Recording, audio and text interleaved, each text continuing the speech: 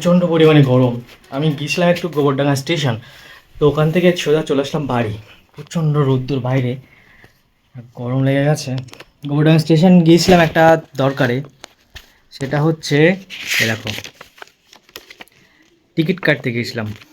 কোথায় যাচ্ছে বলো তো, কোথায় যাচ্ছে বলো, দেখো। তো টিকিট কাটতে গিয়েছিলাম আমি, এদিক থেকে কাটতাম কিন্তু ওয়েটিং দেখলাম বলে আর মানে অনলাইন থেকে কাটিনি, যা স্টেশন চলে গেছিলাম, স্টেশন থেকে কেটে নিয়ে এসেছি। তো কোথায় যাচ্ছি তোমাদের সাথে পরে বলছি কোথায় যাব।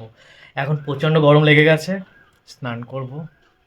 মানে ভীষণ গরম, বেরোনোর মতো না, একদম মুখ টুক দেখো পুড়ে গেছে, এরকম একটা ব্যাপার। মাঠে গেছি কদিন ধরে, এত গরম লাগেনি। আজকে একটু গোবরডাঙ্গা গেছি, মানে রাস্তা দিয়ে গেছি আর বাড়ি এসেছি বাইক চালিয়ে।